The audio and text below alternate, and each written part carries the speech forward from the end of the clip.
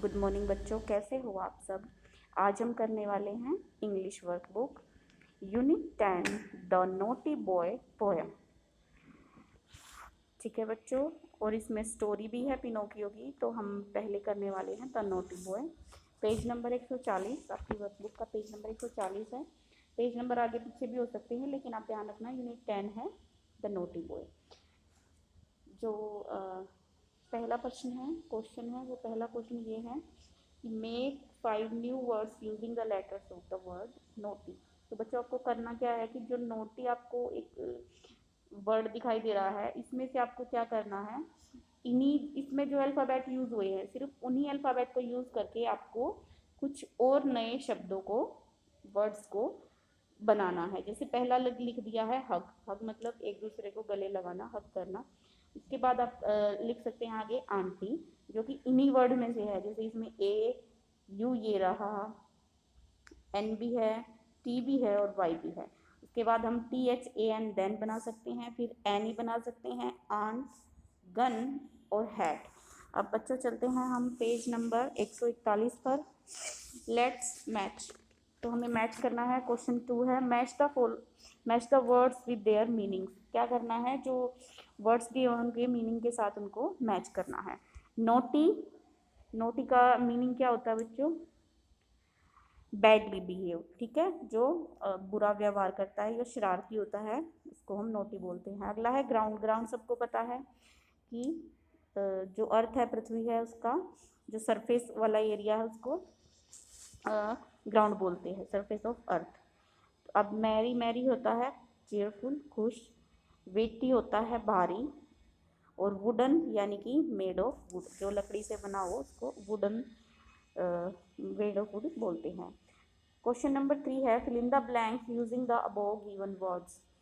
तो ऊपर वाले जो वर्ड्स हैं, यानी कि ये naughty, ground, merry, weighty, weighty, wooden, ये वाले यूज़ करने हैं और हमको इन्हें यहाँ पर फिल करना। She was holding a weighty box, यानी कि उसने एक भारी बक्सा उठा रखा था। यहाँ पर आ जाएगा WEIGHTY, वेटी बॉक्स। अगला है Pinocchio was a very naughty boy, NAUGHTY, तो यहाँ पर नोटी आ जाएगा। अगला है the carpenter made a wooden bed. Wooden ये रहा ना हमारे पास, है ना। तो बेड वो वुडन का ही होता है, सबको पता है लकड़ी का ही होता है, तो यहाँ पर आ जाएगा वुडन। अगला है सी विश्ड मी ए मैरी क्रिसमस। तो आप क्रिसमस जब आता है, जब एक दूसरे को मैरी क्रिसमस बोलते हो, तो यहाँ पर आएगा merry. Children are playing in the ground. ठीक है, अब आते हैं हम पेज नंबर 142 पर। क्वेश्चन नंबर 4 है read the poem the naughty boy. Naughty boy आपको रीड करनी है and complete the lines given below. जब आप पोएम को देखोगे तो उसमें अगर ये लाइन ढूंढोगे, the people there to see, उसके बाद लाइनें आती हैं बेटा, देन ही फाउंड। ये आपकी जो बुक है पोएम, पोएम जो है उसको निकाल लेना इंग्लिश की बुक से, उसमें देखना the people there to see, इसके बाद आएगा then he found, then he found that the ground, that the ground was as hard that a yard was as long, बच्चों ये क्वेश्चन नंबर 4 का आंसर है। ये आपको यहाँ पर फिल करना है, इस वाले जो ये वाला एरिया है। ठीक है, ये 5 लाइनें आपको इसमें फिल करनी है। आगे बढ़ते हैं क्वेश्चन नंबर 5 पे। 5 है ना, आंसर द फॉलोइंग क्वेश्चन। आपको इन क्वेश्चन के आंसर देने हैं। फाइंड अपोजिट ऑफ, हमें अपोजिट लिखना है। लॉस्ट मतलब कि गुम हो जाना, खोना, और उसका अपोजिट हो जाएगा फाउंड, यानी कि मिलना। शॉर्ट होता है छोटा, टॉल होता है लंबा। Find a word which sound same as sea. See, तो इसका जो सेम साउंड वाला हम लिख सकते हैं BBEE। ठीक है, write two describing words from the poem. बच्चों पीछे जो एक वर्कशीट आई थी उसमें मैंने आपको बताया था डिस्क्राइबिंग वर्ड्स क्या होते हैं, जो कि डिस्क्राइब करते हैं किसी भी नाउन को, विशेषता बताते हैं, तो हम पहला एक लिख सकते हैं नोटी, जो कि जो बॉय है उसको डिस्क्राइब कर रहा है। ठीक है, दूसरा हम बहुत सारे यूज हुए इसमें, लॉन्ग भी यूज हुआ, लॉन्ग लिख सकते हैं, हार्ड लिख सकते हैं। ठीक है, आप किसी इन तीनों में से कोई दो लिख दो। अगला है find the rhyming word for ground. Ground का राइमिंग वर्ड हो सकता है साउंड, साउंड लिखेंगे। सॉन्ग का हो सकता है रोंग। ठीक है, अब हम करने वाले हैं आगे, पेज नंबर 143 है, क्वेश्चन नंबर 6 है। Frame sentences describing the action shown in the picture given below, one has been done for you। यानी कि जो पिक्चर में आपको दिखाई दे रहा है वो आपको सामने लिखना है। तो पिक्चर में बच्चे पेड़ पर चढ़े हुए हैं तो लिखा हुआ the boys are climbing a tree. इस पिक्चर में बच्ची हाथ के हाथ में माइक है, यानी कि वो गाना ही गा रही होगी। तो इसमें आएगा द गर्ल इज सिंगिंग। ठीक है, द गर्ल इज सिंगिंग, लड़की गाना गा रही है। अगला होगा बच्चा है, रो रहा है, द बेबी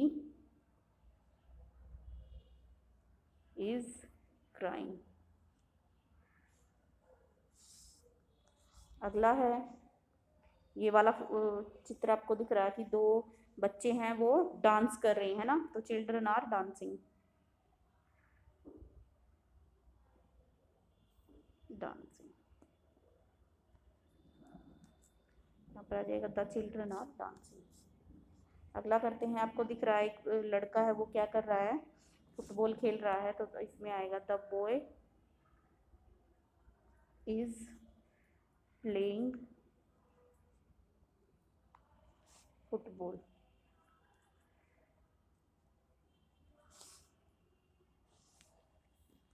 अगला है यहाँ पर आपको दिख रहा है कि टीचर बोर्ड पर कुछ लिख रहा है, तो इसमें हम लिखेंगे द टीचर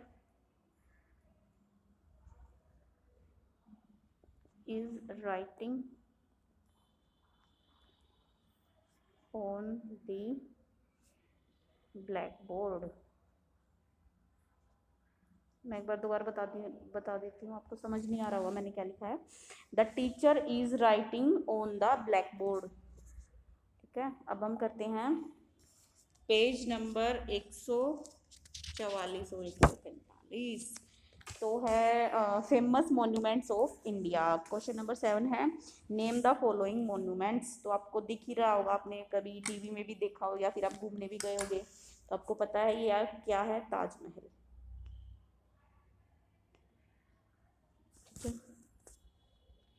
ये क्या है, कुतुब मीनार,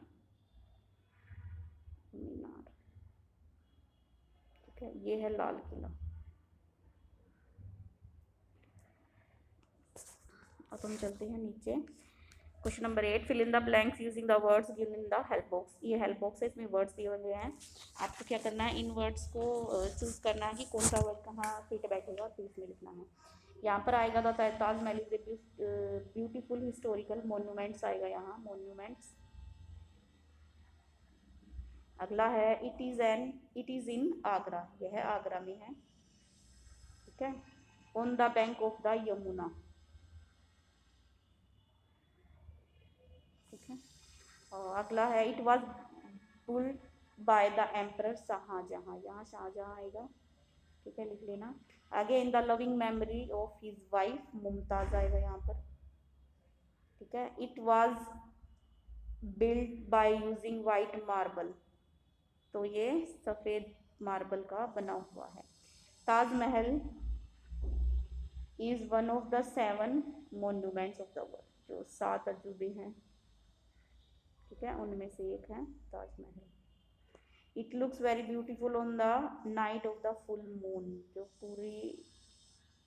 पूरी रात जब पूरे चांद की रात होती है तो इसमें बहुत ज़्यादा ब्यूटीफुल लगता है। अब हम करने वाले हैं page number 145 colour and right. पहला जो क्वेश्चन नंबर 9 है वो आपको दिख रहा है, colour and picture given below. जो पिक्चर नीचे दी उसमें आपको कलर करना है, ये देखो दोनों में आपको कलर करना है। ठीक है, अब हम करने वाले question number 10 tick the right answer and write it in the space provided.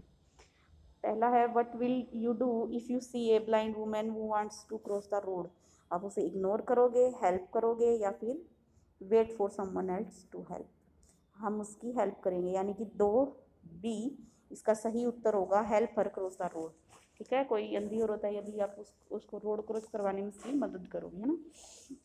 Question number 2 है what will you do if you have a classmate who walks with the help of crutches. Crutches होता है बच्चों बैसाखी। ठीक है, कोई बच्चा अगर बैसाखी की सहायता से चल रहा है तो क्या करेंगे आप, उससे बात नहीं करेंगे, make fun of him, help him. तो आप करेंगे तीसरा हेल्प हिम, आपको उसकी मदद करनी है। ठीक है, उसकी मदद करेंगे। अब हम करने वाले हैं page number 146 and 147। Write the name of folk dances by using the help box. बच्चों ये इंडियन फोक डांस है और आपको इसमें ऊपर हेल्प बॉक्स दिया हुआ है, उनको ध्यान से पढ़ना है और चित्रों को ध्यान से देखना है, और फिर उसमें आपको नीचे लिखना है कि कौन सा फोक डांस कहाँ पर किया जाता है। पंजाब में कौन सा किया जाता है, भांगड़ा। ठीक है, ये रहा, ये पंजाब में होता है। ठीक है, अगला है झारखंड में होता है झूमर, ये दूसरे नंबर पर, यहाँ पर लिखेंगे झूमर। ठीक है, अब हम करने वाले हैं गुजरात एंड राजस्थान में होता है डांडिया, और महाराष्ट्र में होता है लावणी। अब हम क्या करना है, क्वेश्चन 12 है, पेज नंबर 147 है। Arrange the given words in alphabetically order, one has been done for you. आपको इनको अल्फाबेटिकली ऑर्डर के हिसाब से लिखना है। जैसे इसमें पहले सी आता है तो पहले सी लिखा हुआ है, चेरी लिखा हुआ है, फिर एफ आता है तो फाउंड, शू और वुडन। इस तरीके से जो ABCD होती है, अल्फ़ाबेट होती है, उसमें आपको अगर कोई ए से आ रहा है तो वो पहले, अगर कोई बी से आ रहा है कोई वर्ड तो वो बाद में लिखा जाएगा।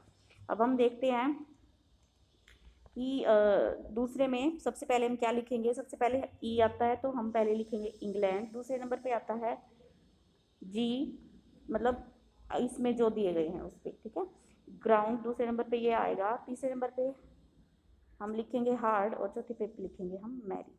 अब बात कर लेते हैं हम 3 की। क्वेश्चन 3 है, पहले पर हम लिखेंगे अवे, अब दूसरा होगा हमारा 80, तीसरा होगा हमारा नोटी, चौथा होगा हमारा ये आपको यहाँ नीचे लिखना है। ठीक है, अगला है क्वेश्चन 4 है, इसमें हम पहला होगा हमारा लॉन्ग, दूसरा होगा हमारा सॉन्ग, तीसरा और चौथा। अब हम करने वाले हैं पहला डोर, स्कॉटलैंड। ठीक है, ये नंबर मैंने लिख दिए हैं, आपको इसी नंबर के हिसाब से लिखना है। ठीक है, लास्ट में हम लिखेंगे वेटी आएगा, सबसे पहले आएगा डोर, फिर आएगा हमारा स्कॉटलैंड, फिर आएगा दैट, और लास्ट में हमारा आएगा वेटी। ठीक है।